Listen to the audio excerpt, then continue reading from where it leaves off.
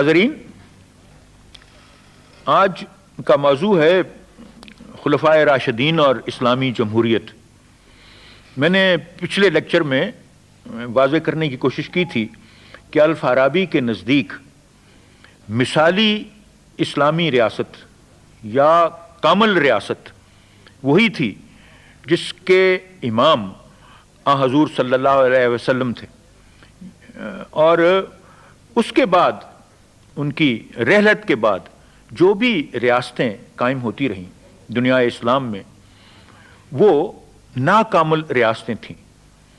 اب ہم اس ریاست کی طرف آتے ہیں جس کے متعلق الفارابی یہ فرماتے ہیں کہ صرف مدینۃ الجمیہ ہی ایسی ریاست ہے، یعنی جمہوریت ہی ایسی ریاست ہے جو ریاست کامل کے نزدیک ترین ہے، اور اس اعتبار سے وہ ذکر کرتے ہیں خلفائے راشدین کے دور کا، اور خلفائے راشدین کے دور کا احترام اسی سبب ہے کہ وہ ریاست کامل جو کہ رسول اکرم صلی اللہ علیہ وسلم کے زمانے میں تھی، یا عہد نبوی کی جو ریاست تھی، اس کے قریب تر ہے اور قریب ترین ہے۔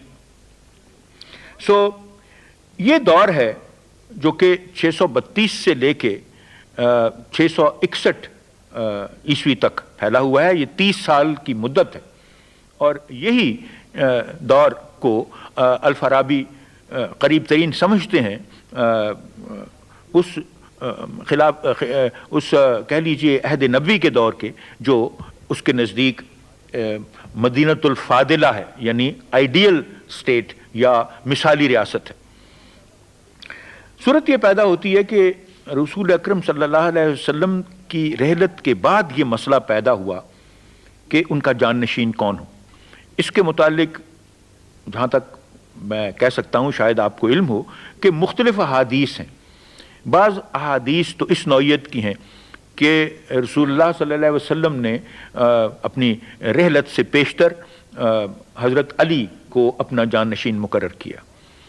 پھر اسی طرح اور احادیث ہیں جس میں اس قسم کا تاثر ملتا ہے کہ حضور کی بیماری کے وقت جب وہ شدید بیمار تھے تو انہوں نے حضرت ابو بکر سے ارشاد فرمایا کہ آپ مسجد میں جا کے باجماعت نماز کی امامت فرمائیں، اور اس سے یہ تاثر لیا جاتا ہے کہ حضور صلی اللہ علیہ وسلم نے اس کی انڈیکیشن کی، یہ اشارہ تھا کہ میرے بعد حضرت ابو بکر میرے جانشین ہوں۔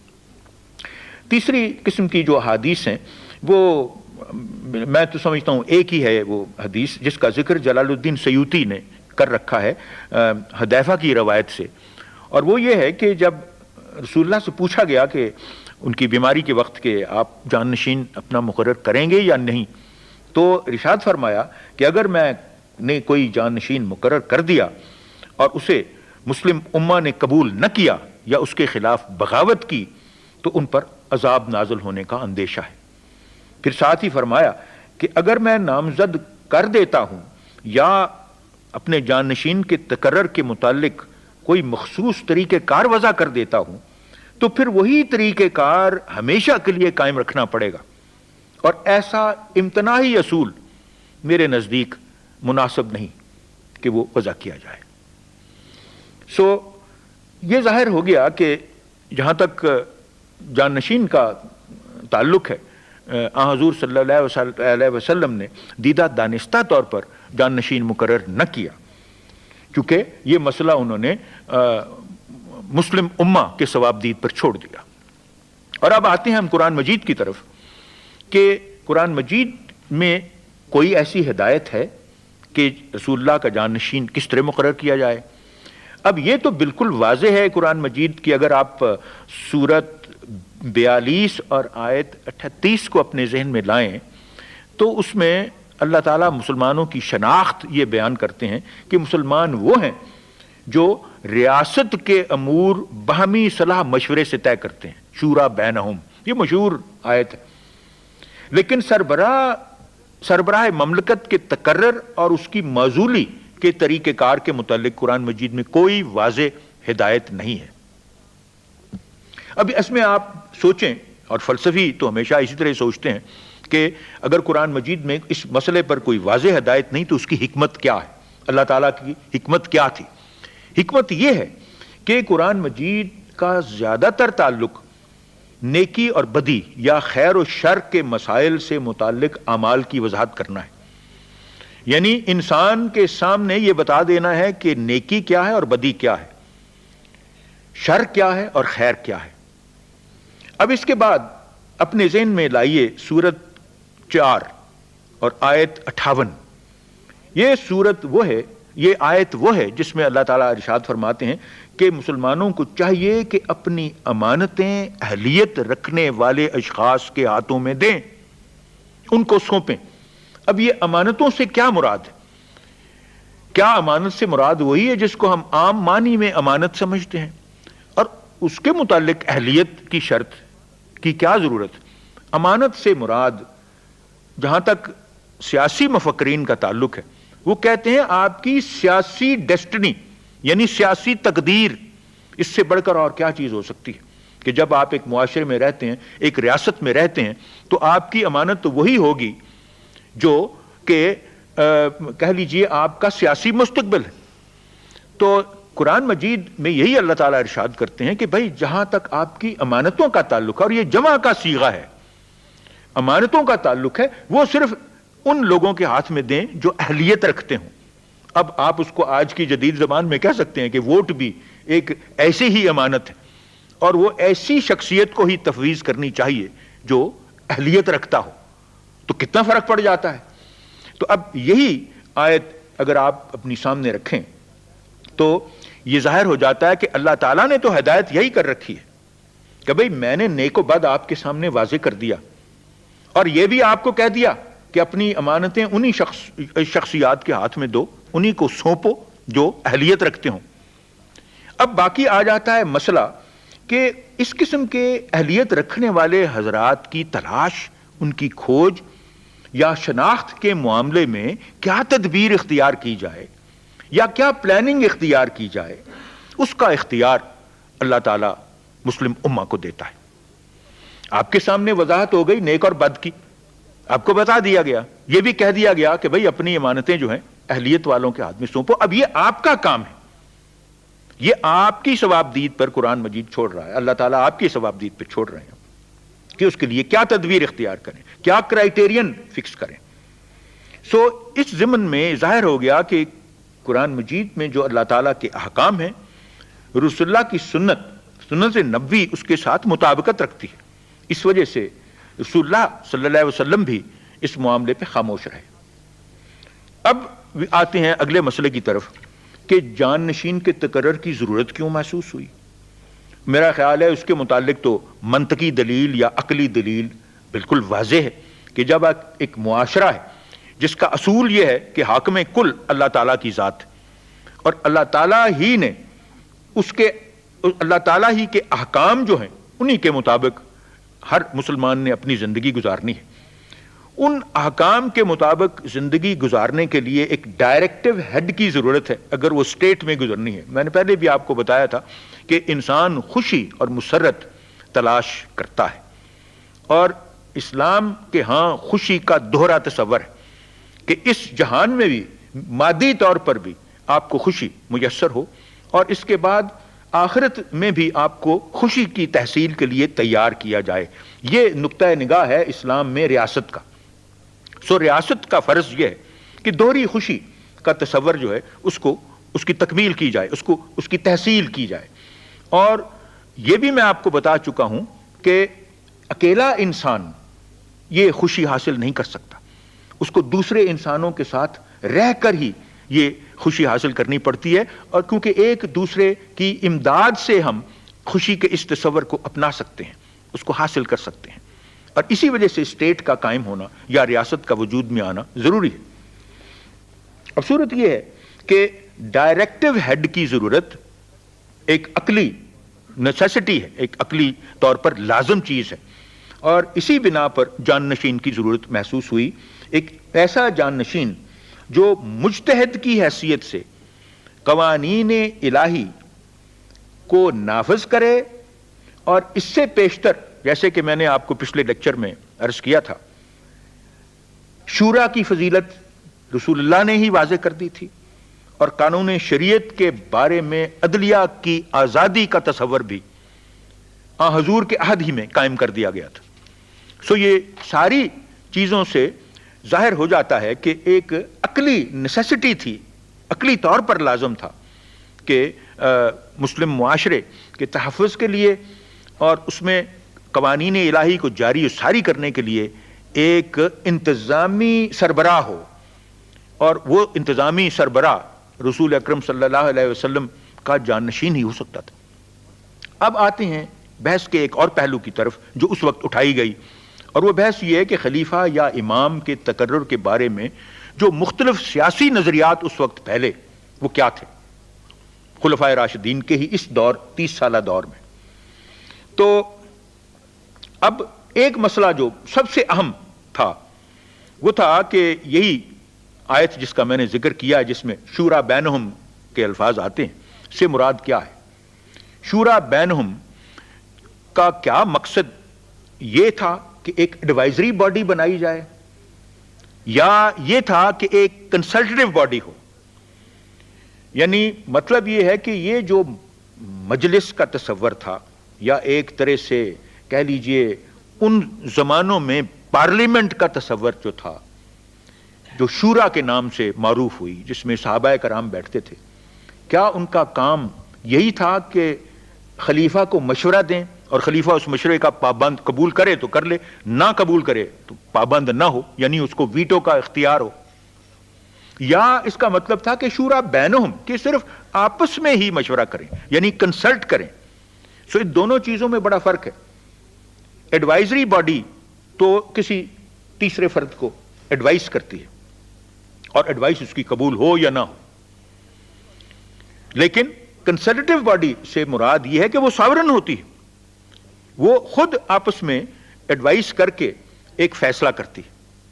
یہ بحث اس زمانے میں سب سے پہلے اٹھی کہ شورا جو ہے، شورا کا تصور جو ہے وہ ایڈوائزری نوعیت ہے اس کی یا کنسلٹیو نوعیت؟ اس کے متعلق سب سے دلچسپ چیز جو ہے وہ خوارج ایک فرقہ پیدا ہوا مسلمانوں میں، ان کی آراء ہیں، وہ میں آپ کے سامنے پیش کرتا ہوں۔ خوارج نے تعبیر شورا بینہم کی اس طرح کہ اس سے مراد مسلم امہ کا آپس میں صلاح مشورہ ہے، اور وہ اس نتیجے پر پہنچے کہ اس لیے کسی خلیفہ یا امام کی ضرورت نہیں۔ سو یہ ایک طرح سے اس زمانے کے ڈیموکریٹس تھے۔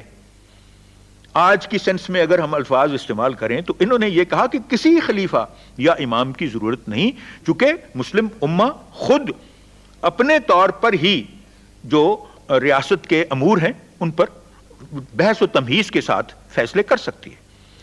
پھر انہوں نے یہ کہا کہ ہاں اگر کوئی ایسی ایمرجنسی ہو جس میں ایک امام یا خلیفے کی ضرورت ہو ڈائریکٹنگ ہیڈ کی، تو اس وقت وہ مقرر کیا جا سکتا ہے، اس کا تقرر ہو سکتا ہے۔ پھر خوارج کی کیا نقطہ نگاہ تھا؟ خوارج کا مزید اس کے علاوہ کیا ان کے خیالات تھے؟ وہ سمجھتے تھے کہ اگر تقرر خلیفے کا کیا بھی جائے، اول تو ضرورت اس کی نہیں، مسلم امہ خود اپنے معاملات طے کر سکتی ہے، لیکن اگر خلیفے کو اس طرح تقرر اس کا کیا بھی جائے تو وہ ضروری نہیں کہ قریش قبیلے سے ہی ہو۔ انہوں نے فرمایا کہ خلیفہ جو ہے وہ ایک سیاہ فام حبشی غلام بھی ہو سکتا ہے۔ سو یہ خیالات تھے اہل خوارج کے۔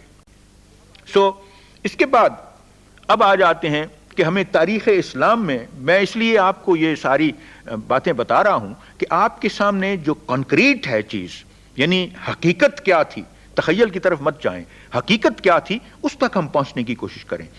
سو حقیقی پوزیشن جو تاریخ اسلام سے واضح ہوتی ہے وہ تو یہی ہے کہ خلیفے کا تقرر پر جو فیصلہ ہوا وہ بطور فرض کفایہ کے کیا گیا، فرض کفایہ کے کیا گیا، اور خلفائے راشدین کے عہد میں سنت رسول اللہ صلی اللہ علیہ وسلم کی پیروی کرتے ہوئے شورا کی حیثیت صرف خلیفے کو مشورہ دینے کی ہی تھی، اور خلیفہ اس کے مشورے کا پابند نہیں تھا۔ آپ کو اس کے متعلق مثالیں شاید یاد ہوں گی کہ حضرت ابو بکر جس وقت پہلے خلیفہ ان کا تقرر ہوا تو اس وقت کچھ دو صورتیں پیدا ہو رہی تھیں. ایک تو رسول اکرم صلی اللہ علیہ وسلم سوچ رہے تھے کہ ہم افواج بھیجیں فلسطین کی طرف, اور دوسری صورت اس وقت یہ پیدا ہو گئی کہ بعض جو منافق تھے انہوں نے زکوٰۃ دینا چھوڑ دی. تو مشورہ کیا شورا سے کہ کیا فلسطین میں جو روم میں فوجیں بھیجی جانی ہیں, اسلامی جیش جو روم کی فتح کے لیے بھیجنا ہے, اس کو بھیجا جائے یا نہ بھیجا جائے, چونکہ اس وقت صورت حالات خراب ہو گئی ہے, بعض لوگ منحرف ہو گئے ہیں اور وہ زکوٰۃ دینا انہوں نے چھوڑ دیا ہے. تو شورا نے مشورہ یہی دیا حضرت ابو بکر کو کہ نہیں, اس وقت آپ جیش ادھر باہر نہ بھیجیں, پہلے یہ جو فتنہ ہے اس کو ختم کریں. لیکن حضرت ابو بکر نے ان کا یہ جو مشورہ تھا اس کو تسلیم نہیں کیا. انہوں نے افواج بھی بھیجیں, چونکہ انہوں نے فرمایا کہ رسول اللہ صلی اللہ علیہ وسلم یہی چاہتے تھے, اور اس کے ساتھ سرکوبی بھی کی ان کی جو کہ باغی ہو چکے تھے. سو یہ صورت تھی. سو اب ہم آ جاتے ہیں کہ جو مختلف طور طریقے خلیفہ کے تقرر کے وضع کیے گئے وہ کیا تھے, اور اس میں جو قدر مشترک ہے وہ کیا تھی. اب پہلی چیز تو یہ ہے کہ بنیادی اصول یہ تھا کہ مسلم امہ کی رضامندی, ایماء اور تصدیق کے بغیر, جو کہ بیعت عام کے ذریعے اس زمانے میں حاصل کی جاتی, کسی خلیفے کا تقرر ان چاروں میں سے نہیں ہوا. یہ کامن چیز ہے کہ جب تک کہ مسلم امہ تصدیق نہ کرے اس تقرر کی بیعت عام کے ذریعے, بیعت خاص نہیں, بیعت عام کے ذریعے, اس وقت تک ان چاروں میں سے کوئی بھی خلیفہ جو ہے وہ مقرر نہیں کیا گیا. دوسری چیز یہ ہے, خلفائے راشدین میں ایک اور جو قدر مشترکی ہے, آپ ذرا غور کیجئے, یہ بڑا ایک دلچسپ مسئلہ ہے کہ بہترین شخص کا انتخاب. اپنی طرف سے اس وقت جو بھی کوشش تھی, مسلم امہ کی تو تصدیق بعد میں آتی ہے, لیکن جو زعماء تھے, لیڈرز جو تھے قوم کے, وہ کیا سوچتے تھے, کس طرح سوچتے تھے کہ بھئی ہم میں سے بہترین کون ہے. وہی جس کی آیت کا حوالہ میں نے ابھی آپ کو دیا ہے کہ اللہ تعالیٰ کا فرمان ہے کہ اپنی امانتیں اسی شخص کو سپرد کرو جو اہلیت رکھتا ہو. تو اسی کے مطابق پہلی چیز تو یہ تھی کہ بہترین شخص کا انتخاب. یہ یا تو بہترین شخص کا انتخاب یہ دو کیسز میں ہوا, حضرت ابو بکر کے زمانے میں اور حضرت علی کے زمانے میں. پھر اس کے بعد یا بہترین شخصیت کی نامزدگی, وہ اصول کار فرما ہوا حضرت عمر کے تقرر کے وقت, اور یا محدود انتخابی ادارے کے ذریعے منتخب شدہ, وہ ہوا حضرت عثمان کے زمانے میں. سو طریقہ کار کیا ہوتا تھا کہ جس وقت ایک خلیفے کا تقرر کر لیا کہ بہترین شخص یہی ہے, تو ایک پرائیویٹ یا نجی بیعت اس کی, وہ یعنی کہہ لیجئے جو اہل بست و کشاد تھے وہ کرتے تھے, اور اس کے بعد پھر اس کی تصدیق عامۃ المسلمین سے کی کروائی جاتی تھی بیعت عام کے ذریعے. سو یہ طریقہ تھا. یعنی اس کا مطلب یہ ہے کہ جس طرح الفارابی نے کہہ رکھا ہے کہ جو مدینۃ الجمیہ ہے اس میں حاکم جو شہری ہیں ان کی رضامندی کے ساتھ حکمرانی کرتے ہیں, ان کی رضامندی کے بغیر حکمرانی نہیں کرتے. اس وجہ سے یہ ریاست جو ہے یہ قریب ترین ہے اس کامل ریاست کے تصور کے جو کہ عہد نبوی میں, جس کی مثال عہد نبوی کے زمانے میں ہمارے سامنے رکھی گئی. اب چاروں خلفاء جو ہیں خلفائے راشدین کے زمانے میں, ان کا تقرر اسی جمہوری یا ریپبلکن اصول کے تحت ہوا, جس کی میں نے مختصراً وضاحت کرنے کی کوشش کی ہے. اور اس کے بعد یہ بھی خیال رکھیے کہ یہ جو ہم آج کے تصور میں دیکھتے ہیں کہ بھی انتخاب اگر ہوتا ہے اس میں ایک اکثریت ہوتی ہے اور ایک اقلیت رہ جاتی ہے, اکثریت والے کو آپ سمجھتے ہیں کہ یہ منتخب ہو گیا. اس خلفائے راشدین کے زمانے میں ایسی صورت پیدا نہیں ہوئی, لیکن اکثریت کو قبول کرنے کے اصول کا امتناع یا ممانعت کہیں بھی نہیں. اس وقت ضرورت پیش نہیں آئی, کوئی کنٹیسٹ دو افراد میں اس طرح کا نہیں ہوا کہ کہہ دیں کہ اچھا بھائی دیکھ لیں, گن لیں کہ اس کے ساتھ کتنے ہیں, اس کے ساتھ کتنے ہیں, اور جس کے ساتھ اکثریت ہے یا زیادہ ہیں اس کو قبول کر لیا جائے. یعنی اس کا امتناع کہیں نہیں ہے, لیکن اس کی ضرورت پیش نہیں آئی اس اصول کی. سو یہی جو بنیادی اصول ریپبلکن یا ڈیموکریٹک یا جمہوری اصول تھا، اسی کو خلفائے راشدین کے زمانے میں قبول کیا گیا۔ اب میں آتا ہوں طریقہ کار کی طرف۔ اس سلسلے میں سب سے اہم کتاب جو ہے، جو سمجھتا ہوں کہ آپ میں سے جن کو ذوق ہے ان کو اس کتاب کو پڑھنا چاہیے، وہ ابن اسحاق کی سیرت نبوی ہے۔ اس کتاب میں ابن اسحاق نے بڑے واضح طور پر یہ بیان کرنے کی کوشش کی ہے کہ یہ تقرر کس طرح ہوتا تھا۔ پہلے تو حضرت ابو بکر کے تقرر کی تفصیل جو ہے، جو اس کتاب میں ابن اسحاق نے بیان کر رکھی ہے، مختصراً میں آپ کے سامنے وہ عرض کرتا ہوں۔ وہ کہتا ہے کہ مدینے میں 3 سیاسی گروہ پیدا ہو چکے تھے۔ جس طرح تین گروہ پیدا ہونا، سیاسی گروہ پیدا ہونا، اسی طرح ہے جیسے آپ کے ہاں ملٹی پارٹی سسٹم ہو، جس طرح سیاسی جماعتیں ہوں۔ یہ 3 سیاسی گروہ خلفائے راشدین کے زمانے میں حضرت ابو بکر ہی کے وقت رسول اللہ صلی اللہ علیہ وسلم کی رحلت کے فوری بعد یہ 3 گروپس پیدا ہو گئے۔ کیا تھے؟ ایک مہاجرین کا گروہ تھا، سیاسی گروہ، ان کی قیادت کون کر رہا تھا؟ حضرت ابو بکر اور حضرت عمر۔ دوسرا انصار یعنی مدنی جو اصحاب تھے، ان کا گروہ، ان کی قیادت کون کر رہا تھا؟ سعد بن عبیدہ۔ اور تیسرا سیاسی گروہ کون سا تھا؟ بنو ہاشم کا، جن کی قیادت کر رہے تھے حضرت علی۔ سو یہ 3 واضح پارٹیاں اس وقت وجود میں تھیں، اور تینوں کی اپنی طرف سے کوشش تھی کہ جو جانشین یا خلیفہ یا امام کا مرتبہ ہے یا منصب ہے، وہ اس کے اہل ہم ہیں۔ اور ان کے کلیمز یا ان کے دعوے کی بنا کیا تھی؟ پہلے لے لیجئے انصار۔ جو انصار تھے ان کا دعویٰ کیا تھا؟ وہ کیوں چاہتے تھے کہ سعد بن عبیدہ کو خلیفہ مقرر کیا جائے؟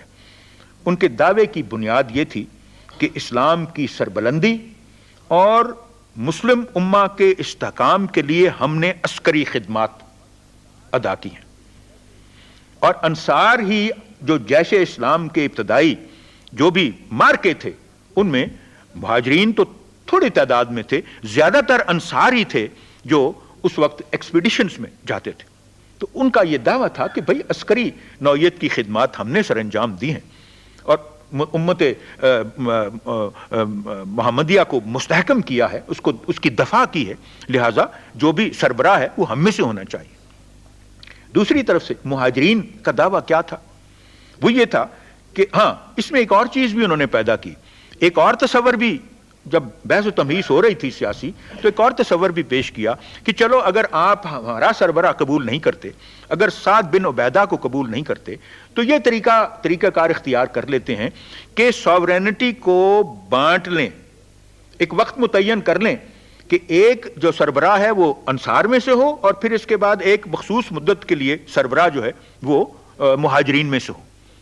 یعنی جس طرح کا سسٹم آج کل سوئٹزرلینڈ میں ہے، یعنی یہ تجویز پیش کی گئی انصار کی طرف سے کہ بھائی ہم ساورینٹی کو یا ہم یہ جو اقتدار ہے اس میں اس طرح کی تقسیم کر لیتے ہیں۔ تو یہ ان کی 2 تجاویز تھیں، یا ہم میں سے لو، ہمارا سربراہ ہم میں سے منتخب کرو کیونکہ ہم نے فوجی خدمات انجام دے رکھی ہیں، اور یا پھر تم ساورینٹی کو یا اقتدار کو آپس میں متعین مدت کے لیے بانٹ لو، اس کے متعلق ایک سیاسی انتظام کر لو۔ اب آتے ہیں ہم مہاجرین کے دعوے کیا تھے؟ مہاجرین کا دعویٰ یہ تھا کہ ہم اس علیحدگی پسندی کو قبول نہیں کرتے۔ انہوں نے اس علیحدگی پسندی کی یہ ڈویژن جو تھی، اس کی مخالفت کی، ڈویژن آف ساورینٹی کی مخالفت کی، اور ساتھ یہ بھی اصرار کیا کہ مسلم امہ کا اتحاد ہر صورت میں برقرار رکھا جائے۔ پھر ساتھ یہ بھی فرمایا کہ تمام عرب صرف قبیلہ قریش سے متعلق شخصیت کی قیادت یا سربراہی قبول کریں گے، اس لیے سربراہ صرف قریشی میں سے ہونا چاہیے، اور قریش میں سے یقیناً مہاجرین تھے، جن میں سے حضرت ابو بکر بھی قریش میں سے تھے، حضرت عمر بھی قریش میں سے تھے۔ تو انہوں نے کہا قریش کے علاوہ عربوں، سارے کے سارے عربوں نے کسی اور کو سربراہ قبول نہیں کرنا۔ اس کے بعد آ جائیے بنو ہاشم، ان کا دعویٰ یہ تھا کہ سربراہی کا حقدار صرف رسول اللہ صلی اللہ علیہ وسلم کے خاندان یا اہل بیت سے قریب ترین تعلق رکھنے والی شخصیت کا ہی ہے۔ یہ 3 بالکل واضح پولیٹیکل سٹینڈ پوائنٹس تھے جو اس وقت منصہ شہود پر آ گئے۔ اب آئیے انتخاب کیسے ہوا؟ اب سب سے پہلے تو حضرت ابو بکر کا یہ انتخاب ہوتا ہے، تو کس طرح ہوا؟ وہ اس طرح کہ یہ سیاسی گروہ جو ہیں سوائے بنو ہاشم کے، یہ کہاں اکٹھے ہوتے ہیں؟ ایک ہال ہے، ایک ایوان ہے بنو سادہ کا، اس ہال میں اکٹھے ہو جاتے ہیں اور اکٹھے ہو کے سیاسی بحث و تمہیز ہوتی ہے، اس میں یہی دعوے ہر ایک اپنا، ہر جو سیاسی گروہ ہے وہ اپنا دعویٰ پیش کرتا ہے، اور بحث و تمہیز کے بعد حضرت عمر حضرت ابو بکر کا نام تجویز کرتے ہیں کہ سربراہ مملکت یا خلیفہ کے لیے میں حضرت ابو بکر کا نام تجویز کرتا ہوں، اور حضرت ابو بکر کو کہتے ہیں کہ اپنا ہاتھ بیعت کے لیے آگے بڑھائیے۔ حضرت ابو بکر اپنا ہاتھ بیعت کے لیے آگے بڑھا دیتے ہیں، اور اس کے بعد مہاجرین اور انصار باری باری ان کے ہاتھ پر بیعت کر لیتے ہیں۔ یہ بیعت نجی یا پرائیویٹ بیعت ہوتی ہے جو بنو سادہ کے ایوان میں ہی ہوئی، اور جو لیڈر تھے ان دونوں سیاسی گروہوں کے، انہوں نے یونانیمسلی یا متفقہ رائے سے یہ بیعت کی۔ لیکن اس کے بعد تصدیق کیسے ہوتی ہے؟ بعد ازاں مدینہ کے سارے مسلم عوام نے بیعت عام کے ذریعے اس تقرر کی تصدیق کر دی۔ اس طرح حضرت ابو بکر یعنی ان کا تقرر ہوا۔ اب آئیے حضرت عمر کے تقرر کی طرف، کیونکہ دوسرے خلیفہ ثانی وہ تھے۔ تو اس ضمن میں آپ کو معلوم ہوگا کہ حضرت ابو بکر نے ان کا نام، ان کی نامزدگی کی کہ بھائی جس وقت وہ فوت ہو رہے تھے تو انہوں نے یہ ارشاد کیا کہ بھائی میرے بعد سب سے اہل جو شخص میری نگاہ میں ہے وہ حضرت عمر ہے، آپ اس کو چاہو تو منتخب کر لو۔ تو کیا یہ نامزدگی تھی کہ محض سفارش تھی؟ یہ صرف ریکمنڈیشن تھی۔ حضرت ابو بکر پر لوگوں کا بے انتہا اعتماد تھا، وہ بزرگ ترین شخصیت تھے اس وقت مسلمانوں میں، اور انہوں نے اگر یہ ارشاد کیا کہ بھئی میرے بعد آپ حضرت عمر کو منتخب کر لو چونکہ میرے نزدیک سب سے اہل شخصیت وہ ہے۔ بعضوں نے اعتراض بھی شاید کیا کہ حضرت عمر بڑی سخت طبیعت کے ہیں، لیکن انہوں نے کہا بھی میرے نزدیک اس وقت تو سب سے اہم شخصیت، سب سے لائق اور سب سے اہل شخصیت یہ ہے۔ تو لوگوں کا چونکہ ان پر اعتماد تھا، اس لیے انہوں نے جو نجی بیعت کی وہ اسی بنا پر کی کہ جی حضرت ابو بکر نے ان کے تقرر کی سفارش کی ہے۔ وہ نامزدگی اس طرح نہیں تھی جیسا کہ بادشاہ اپنا ولی عہد نامزد کرتا ہے، یہ محض ایک ریکمنڈیشن تھی۔ لیکن اس پر بھی جس وقت وہ لمیٹڈ بیعت ہو گئی تو بعد میں حضرت عمر کی عام استصواب رائے کے ذریعے مسلم عوام نے ان کی بیعت کر کے تقرر کی تصدیق کی۔ آپ دیکھیں کہ ہر خلیفہ کے وقت عام تصدیق عام بیعت کے ذریعے ہی ہو رہی ہے، وہ محدود بیعت نہیں جو کہ کسی محل میں یا کسی ایوان میں بیٹھ کے کر دی جائے، وہ ڈرائنگ روم میں ہی نہیں مقرر کر دیا گیا بلکہ باہر آ کے میدان میں مسلم امہ جو ہے انہوں نے اس کی تصدیق کی ہے اور وہی اس کے تقرر کی تصدیق کر رہے ہیں۔ پھر اس کے بعد آ جائیے حضرت عثمان کی طرف۔ اس زمانے میں کیا صورت ہوتی ہے کہ حضرت عمر وہ بھی ان کو بھی شہادت نصیب ہوئی تھی، مگر اپنی رحلت سے پیشتر انہوں نے کہا کہ بھائی میں 6 افراد پر مشتمل ایک انتخابی ادارہ بنا دیتا ہوں، اور وہ 6 افراد آپس میں جس کو سب سے اہل سمجھتے ہیں وہ کر لیں۔ یعنی اس کا مطلب یہ ہے کہ حضرت عمر کے سامنے یہ بڑا مشکل تھا کہ اس وقت فیصلہ کریں۔ ان کے نگاہ میں یہ 6 افراد تو تھے جو کہ وہ سمجھتے تھے کہ اہل ہیں، مگر تقرر تو ایک ہی کا ہونا تھا، لہٰذا انہوں نے کہا کہ بھئی آپ ہی کا میں انتخابی ادارہ بنا دیتا ہوں، آپ اپنے میں سے ایک کو منتخب کر لیں جس پر آپ کی رائے متفق ہو۔ اور اس کے بعد یہ 6 اشخاص کون سے تھے؟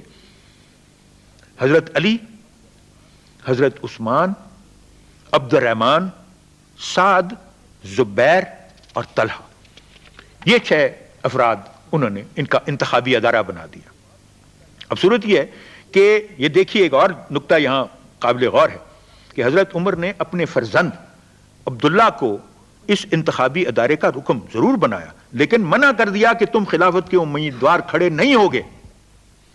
اس سے ظاہر ہو گیا کہ ماروثی جو اصول ہے وہ قلعدم ہے، یعنی اسلام کی نقطہ نگاہ سے۔ تو اس کو کس لیے رکن بنایا گیا؟ کیونکہ 6 تھے، اگر ان کی تقسیم برابر ہو جائے تو عبداللہ کاسٹنگ ووٹ ڈال دے، ایک کے حق میں یا دوسرے کے حق میں، اس لیے اس کو رکن بنایا گیا اس انتخابی ادارے کا۔ اب اس انتخابی ادارے نے آپس میں چھان بین کے بعد عبد الرحمن کے سپرد یہ کام کیا کہ بھائی آپ حضرت عثمان اور حضرت علی میں سے کسی ایک کے حق میں سفارش کرو، recommend one of these two. اور اس کی بڑی بھاری ذمہ داری ڈال دی نا باقیوں نے عبد الرحمن پر. اور عبد الرحمن اب اندازہ کریں وہ سارے مدینہ شہر میں پھرتے ہیں، شہریوں کی رائے دریافت کرتے ہیں، عورتوں کی رائے دریافت کرتے ہیں، طالب علموں کی رائے دریافت کرتے ہیں، اجنبیوں کی رائے دریافت کرتے ہیں، ان مسافروں سے رائے دریافت کرتے ہیں جو مدینے میں تھوڑی مدت کے لیے مقیم.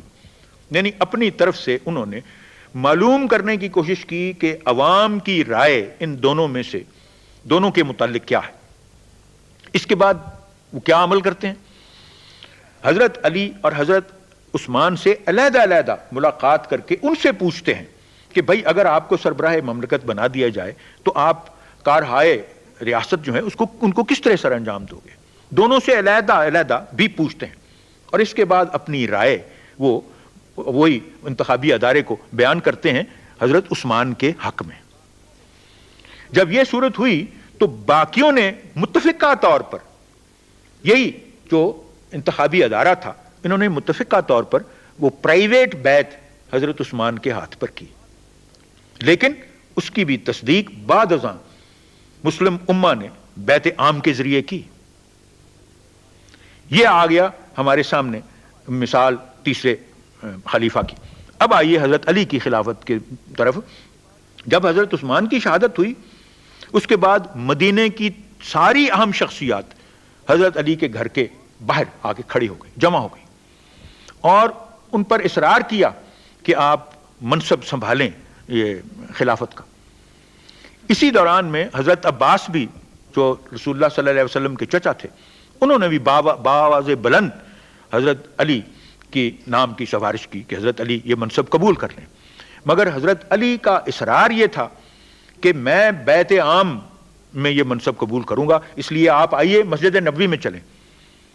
حضرت علی ان کو مسجد نبوی میں لے کے گئے اور وہاں پر عامۃ المسلمین اکٹھے ہوئے اور ان سب نے حضرت علی کے ہاتھ پر بیعت کی. سو وہ بیعت عام کے ذریعے اس طرح ان کا تقرر ہوا. سو آپ نے دیکھ لیا کہ اس ساری تفصیل جو میں نے آپ کے سامنے مختصراً بیان کی ہے خلفائے راشدین کے تقرر کے متعلق، اس میں کون سے نقطے ہیں جو اہم نقطے ہیں جو ایک طرح سے ہمارے لیے سیاسی تعلیمات کی صورت میں ہمیں اپنے پلے باندھ لینے چاہیے. وہ نقطے یہ ہیں. پہلا یہ کہ خلفائے راشدین مسلم امہ کی ایما یا رضامندی کے بغیر منصب پر فائز نہیں کیے گئے، ان کی ایما اور رضامندی سے ہی ان کا تقرر ہوا. یہ پہلی چیز ہے جو ذہن میں رکھنے کے قابل ہے.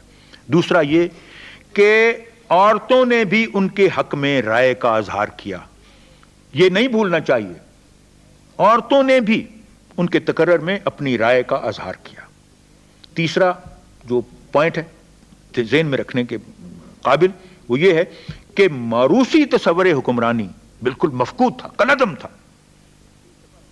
اور چوتھا اسی سبب بقول الفارابی خلفائے راشدین کی اسلامی جمہوریت عہد نبوی کی مثالی اسلامی ریاست کے قریب ترین تھی. اب آ جاتے ہیں کہ یہ تو تقرر ہو گیا جمہوریت. آپ جمہوریت کو جب بھی نافذ کرتے ہیں تو اس کی وابستگی حقوق بشر کے ساتھ ہوتی ہے، چونکہ حقوق بشر کا تحفظ اگر نہ ہو تو پھر وہ جمہوریت نہیں کہلا سکتی. اور اب آپ کے سامنے میں بیان کرتا ہوں کہ کس طرح قرآن مجید کی آیات سے اس زمانے میں بھی حقوق بشر کے متعلق تفصیل جو تھی وہ وضع کر دی گئی اور وہ لوگوں کو معلوم تھی. یہ حقوق بشر جو قرآن مجید سے جو اخذ کردہ ہیں اور سنت نبوی سے بھی بعض اخذ کردہ ہیں وہ میں آپ کے سامنے ابھی گنوا دیتا ہوں. اور اس کے بالمقابل قرآنی آیات بھی ہیں جو کہ اس کے حوالے سے دی جا سکتی ہیں، مگر میں اتنی تفصیل میں نہیں جاؤں گا کیونکہ وقت تھوڑا ہے. سو یہ جو حقوق بشر اس زمانے میں قائم تھے اور جن کے متعلق ہر کوئی کانشیس تھا، ہر ایک جو شہری تھا اس کو معلوم تھا کہ میرے یہ حقوق ہیں، یہ ہیں: پہلا، قانون کے روبرو تمام شہریوں کی مساوات، نیز مرتبے اور مواقع کی برابری. دوسرا ضمیر، اعتقاد اور مذہب کی آزادی. تیسرا جان کے تحق. چوتھا جائیداد اور ملکیت کے تحفظ کا حق. پانچواں کوئی کسی کے برے اعمال یا جرائم کی سزا نہیں بھگتے گا. چھٹا شخصی آزادی کا حق. ساتواں اظہار رائے کی آزادی. آٹھواں نقل و حرکت کی آزادی. نواں اجتماع کی آزادی. دسواں نجی زندگی کے تحفظ کا حق. گیارہواں زندگی کی بنیادی ضروریات کے حصول کا حق. بارہواں عزت کے تحفظ کا حق. تیرہواں سماعت کا حق. چودہواں مناسب عدالتی کارروائی کے مطابق فیصلے کا حق. یہ 14 بنیادی حقوق تھے جو 14 کہہ لیجیے حقوق بشر تھے، جس کے متعلق اگر کسی بھی حق کی وائلیشن ہوتی تو وہ وائلیشن جو تھی اس کا خمیازہ بھگتنا پڑتا اس شخصیت کو جو کہ وائلیشن کا مرتکب ہوتا. اب میں آپ کو اس کی ایک مثال دیتا ہوں. حضرت عمر کے زمانے کی مثال ہے کہ خلفائے راشدین کے زمانے میں ظاہر ہے کہ جو شہری تھے وہ شہری تھے، رعایا نہیں تھے، اس لیے کہ قرآن مجید میں درج کردہ اپنے حقوق، تحفظات اور آزادیوں سے پوری طور پر باخبر تھے. اس کی وجہ کیا ہے؟ کیونکہ قرآن مجید سارے پڑھتے تھے، وہ جانتے تھے کہ اس میں ہمارے حق کیا ہیں. تو مثال میں آپ کو جو دے رہا ہوں وہ یہ ہے، آپ کی شاید آپ میں سے کسی کو یہ مثال معلوم ہو. وہ یہ ہے کہ حضرت عمر ایک رات، کیونکہ حضرت عمر کو عادت تھی کہ رات کے وقت مدینے کی گلیوں میں پھرا کرتے تھے، دیکھا کرتے تھے کہ کوئی یعنی بیمار تو نہیں، کوئی بھوکا تو نہیں، یعنی اس طرح وہ دیکھا کرتے تھے. گلیوں میں ایک دن رات کو پھر رہے تھے، کسی مکان، کسی کوچے میں سے گزرے تو وہاں مکان میں سے گالی گلوچ کی، بڑے بڑے زور سے کوئی گالی گلوچ کر رہا تھا، اس کی آواز ان کو سنائی دی اور یہ بڑے غصے میں آ گئے. غصے میں آ کے انہوں نے دروازہ کھٹکھٹایا کہ بھئی تمہارے اندر اتنا شور کیوں ہو رہا ہے؟ لیکن ان کے دروازہ کھٹکھٹانے کے باوجود کسی نے دروازہ نہیں کھولا. یہ غصے کے عالم میں اس کی دروازے کی بجائے پھلانگ کے اس کی دیوار سے اس کی چھت پر مکان کے چڑھ گئے. کیا دیکھتے ہیں کہ باغیچے میں ایک شخص وہاں گالی گلوچ کر رہا ہے. تو آپ نے اس کو کہا کہ بھائی تم اس طرح گالی گلوچ کر کے لوگوں کو ڈسٹرب کر رہے ہو، اتنا اونچی بول رہے ہو، اور یہ قانون کی خلاف ورزی کیوں کر رہے ہو؟ اب وہ فرد، اب وہ شخص جو مالک مکان ہے، وہ جواب دیتا ہے حضرت عمر کو کہ کوئی مسلمان کسی دوسرے مسلمان سے یوں مخاطب نہیں ہو سکتا. ممکن ہے مجھ سے ایک جرم سرزد ہوا ہو، مگر سوچئے تو آپ نے قانون کی کتنی خلاف ورزیاں کی ہیں. میں آپ کو بتاتا ہوں کہ آپ نے کتنی خلاف ورزیاں کی ہیں. یہ حضرت عمر کو یہ کہہ رہا ہے شخص، کہہ رہا ہے پہلی یہ کہ اللہ تعالیٰ نے حکم دے رکھا ہے کہ کسی کی جاسوسی مت کرو، لیکن آپ میری جاسوسی کر رہے ہیں. دوسری یہ کہ اللہ تعالیٰ کا فرمان ہے کہ لوگوں کے گھروں میں صرف دروازے کے رستے داخل ہو، مگر آپ میرے گھر کی چھت پر چڑھ کر داخل ہوئے ہو. تیسری یہ کہ اللہ تعالیٰ کا فرمان ہے کہ مالک کی اجازت کے بغیر کسی کے گھر میں داخل مت ہو، لیکن آپ میری اجازت کے بغیر میرے گھر میں داخل ہو گئے ہیں. چوتھی یہ کہ اللہ تعالیٰ کا حکم ہے کہ کسی کے گھر میں جب داخل ہو تو ظاہر کرو کہ تم دوست ہو اور گھر والوں کو داخل ہوتے وقت سلام کرو، لیکن آپ نے بلا اجازت میرے گھر میں داخل ہو کر مجھے السلام علیکم تک نہیں کہا. جس وقت اس نے کھڑے کھڑے 4 خلاف ورزیاں گنوا دیں، اور یہ خلاف ورزیاں ساری اگر آپ قرآن کا مطالعہ کریں تو اس میں ساری ان خلاف ورزیوں کے متعلق اللہ تعالیٰ کی آیات موجود ہیں. جب یہ گنا دیں تو حضرت عمر بڑے سٹ پٹائے، پیچھا چھڑانے کے لیے اس کو کہا کہ چھوڑو یار، جاؤ، میں نے تمہاری اس گالی گلوچ یا اس فوش کلامی کو کہ جرم کو معاف کر دیا. تو اس پر مالک مکان نے کیا جواب دیا کہ یہ آپ کی 5ویں خلاف ورزی ہے. حالانکہ آپ اسلامی احکام کے نفاذ کا دعویٰ کرتے ہیں، مجھے بتائیے کہ جس فعل کو اللہ تعالیٰ نے جرم قرار دے رکھا ہے آپ اسے کیوں کر معاف کر سکتے ہیں؟ تو یہ ہے ایک مثال کہ بنیادی حقوق بشر کے تحفظ کا احساس کس طرح ہر ایک کو تھا کہ وہ خلیفہ وقت کا بھی احتساب کر سکتا تھا. یہ وہ جمہوریت تھی جو کہ جس کو ہمیں رچ بس جانا چاہیے.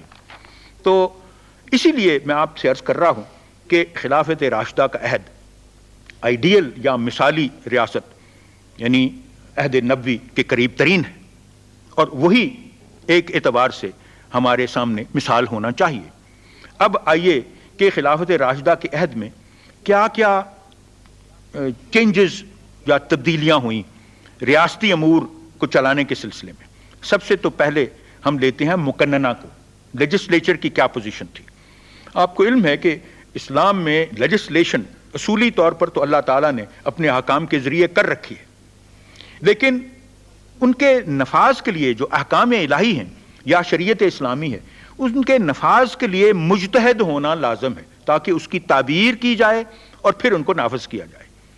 چونکہ قرآن مجید اور سنت نبوی میں یہ جو احکام الہی ہیں، ان کے ایک طرح سے وسیع تر پرنسپلز ہیں، ان کے انعقاد کی ضرورت ہے، اور اس پرپز کے لیے جو لیجسلیشن ہے اس کی ضرورت پڑتی ہے، اور اس کے لیے شرط یہ ہے کہ سربراہ مملکت مجتہد ہو، مقلد نہ ہو، مجتہد ہو، یہ اصرار ہے۔ اب خلیفہ بطور مجتہد قوانین الہی کا نفاذ کرتا ہے، اور اسی سلسلے میں شورا کو کنسلٹ بھی کرتا ہے، شورا کی رائے بھی لیتا ہے۔ تو یہ تو مقننہ کی صورت تھی جو کہ رائج ہوئی، جو کہ سمجھ لیجیے زیادہ مستحکم ہوئی خلفائے راشدین کے زمانے میں۔ اچھا، اب اس میں ایک عجیب و غریب بات ہے، حضرت عمر کی شخصیت۔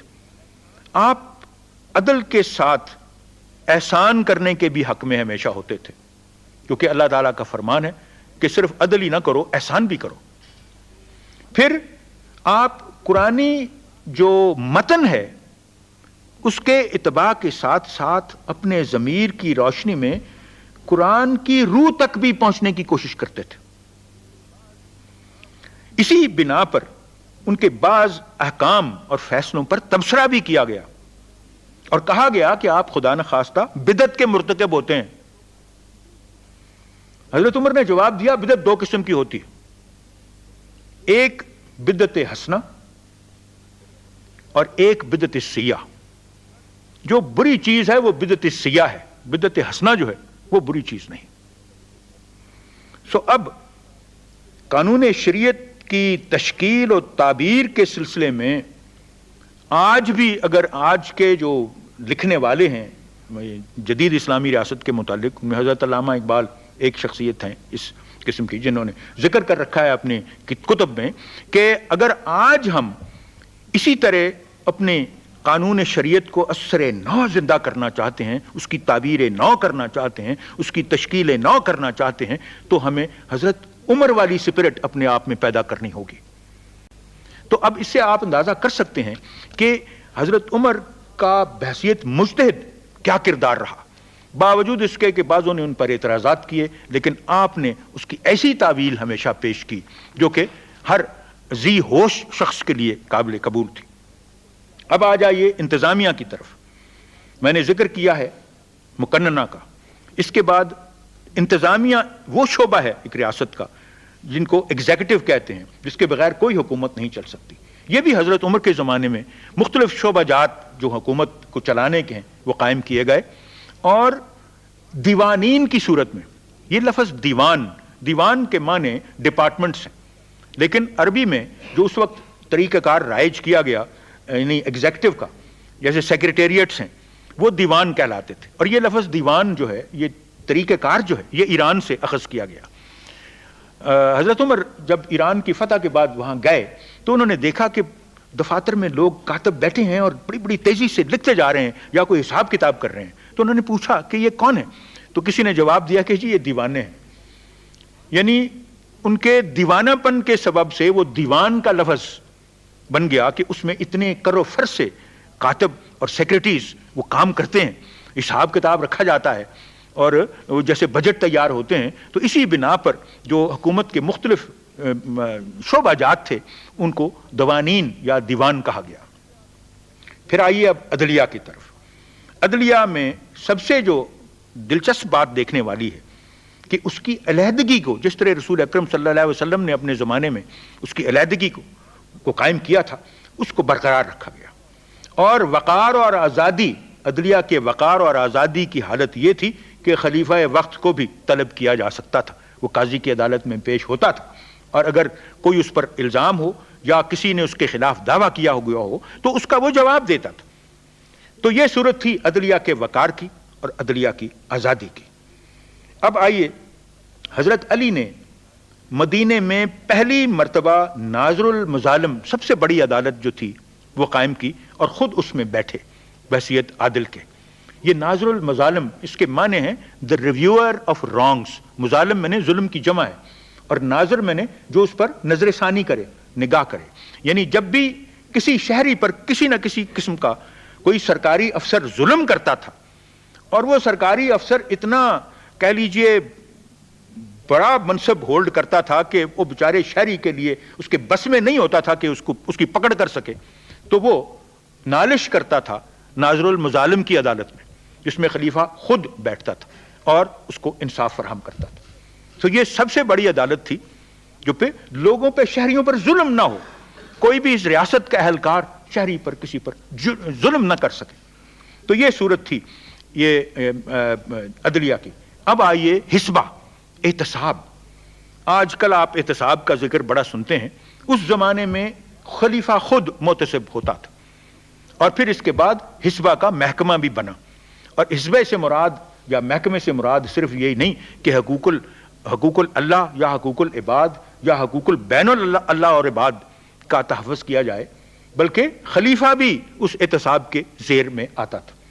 اب آپ کو علم ہے کہ حقوق اللہ کیا ہیں؟ یہ رائٹس کا عجیب و غریب کانسیپٹ ہے جو کہ صرف آپ کو اسلامی تصور ریاست ہی میں ملتا ہے۔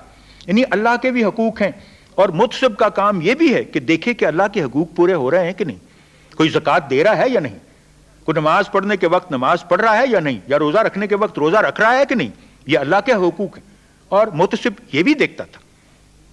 پھر اس کے بعد حقوق العباد آ جاتے ہیں کہ میں آپ کی آزادیوں کو پامال نہ کروں، میں آپ کی حقوق کو پامال تو نہیں کر رہا، اس کی پکڑ بھی محتسب کرتا تھا۔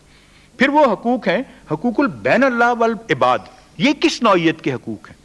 یہ حقوق اس نوعیت کے ہیں کہ مثلا ایک قاضی اپنی عدالت شروع کرتے وقت دیر لگاتا ہے، اور سائل اس کی عدالت میں بیچارے منتظر کھڑے رہتے ہیں۔ سو محتسب اس کو جا کے پکڑتا تھا قاضی کو کہ تو اپنی عدالت کو وقت سے شروع کیوں نہیں کرتا۔ اسی طرح اگر کوئی امام مسجد لمبی نماز پڑھاتا تھا، جس کے پیچھے کھڑے ہوئے مقتدی ضعیف لوگ یا اپاہج یا مفلوج لوگ کھڑے نہیں ہو سکتے تھے، گر پڑتے تھے، اس کی پکڑ بھی محتسب کرتا تھا کہ نماز کو اتنے طویل کیوں کر رہے ہو کہ لوگ اس کو برداشت نہیں کر رہے، اس لیے مختصر کرو۔ اسی طرح جو حقوق بین اللہ والعباد ہیں، ان میں یہ آتا تھا کہ ایک خاتون جو اپنی عدت کا عرصہ پورا ہونے سے پیشتر شادی کر لیتی تھی، اس کو بھی اس کی پکڑ بھی وہی محتسب کرتا تھا کہ یہ حقوق اس نوعیت کے ہیں جو کہ اللہ اور عباد کے مابین ہیں۔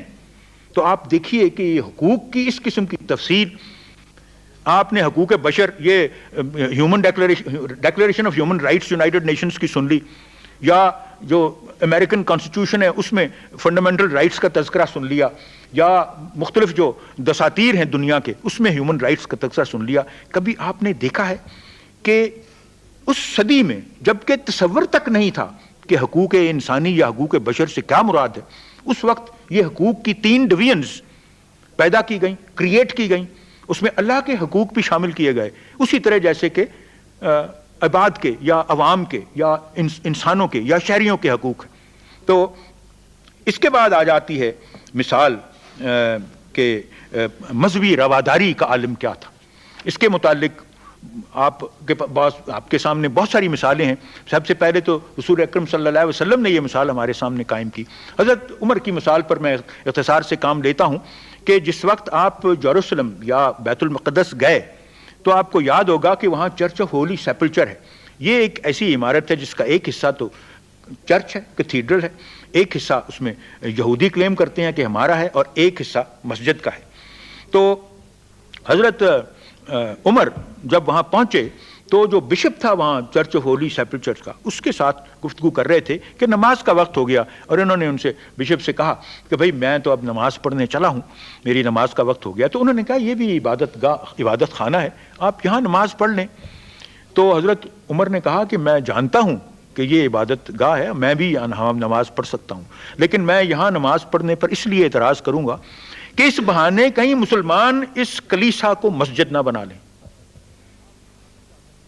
تو اس کے تحفظ کی خاطر آپ نے باہر جا کر نماز پڑھی، تو یہ رواداری کا عالم تھا، اور یہ بھی قرآنی احکام کے تحت تھا۔ آپ قرآن کی وہ صورت اور وہ آیت اپنے نگاہ میں لائیے جس میں اللہ تعالیٰ ارشاد فرماتے ہیں کہ اگر میں نے مسلمانوں کا گروہ پیدا نہ کیا ہوتا، اگر مسلمان نہ ہوتے تو کلیسا، خانقاہیں اور یہودیوں کی عبادت گاہیں، اور سب سے آخر میں لفظ مسجد کا آتا ہے کہ یہ سب تباہ و برباد، جہاں میرا نام بکثرت لیا جاتا ہے سب کی سب تباہ و برباد ہو جاتی ہیں۔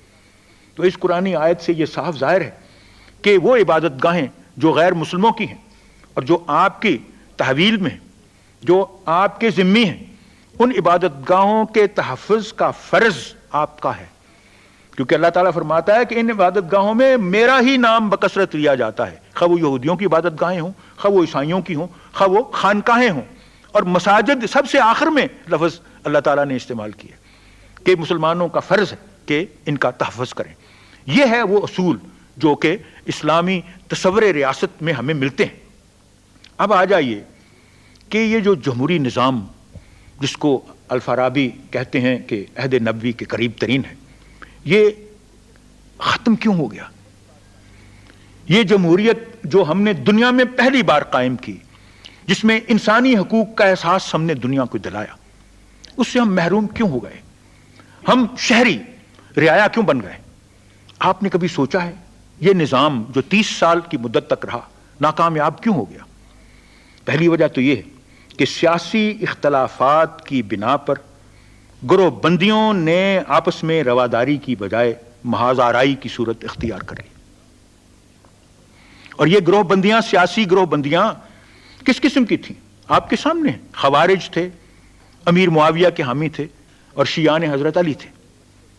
یعنی مسلم امہ دھڑوں میں بٹ گئی، اور طویل خانہ جنگی سے ملت اسلامیہ کے انتشار اور تباہی کا خطرہ پیدا ہو گیا۔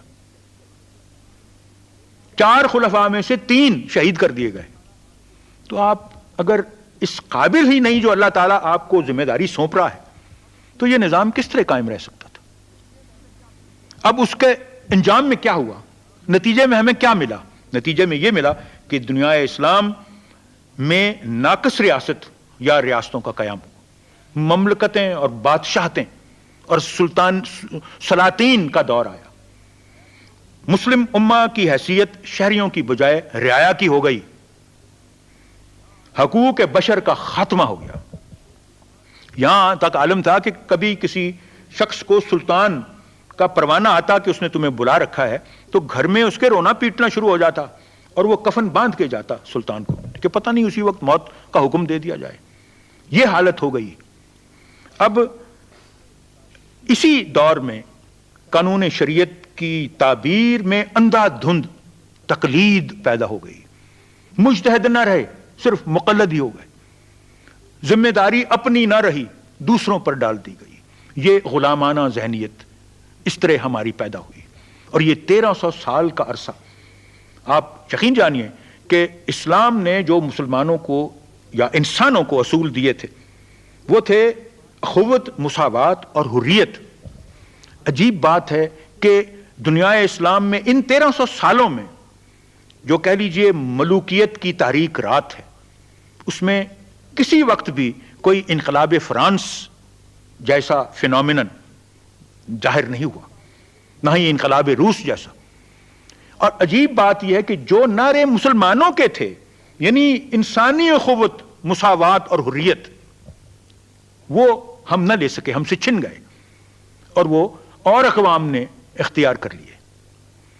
تو اب یہ دیکھ لیجئے کہ آپ اس سے اندازہ کیجئے کہ اب اگر ہم بحیثیت مسلمانوں کے ہم نے زندہ رہنا ہے تو کون سا طور طریقہ اپنانا چاہیے، تاریخ سے ہمیں کیا سبق حاصل کرنا چاہیے۔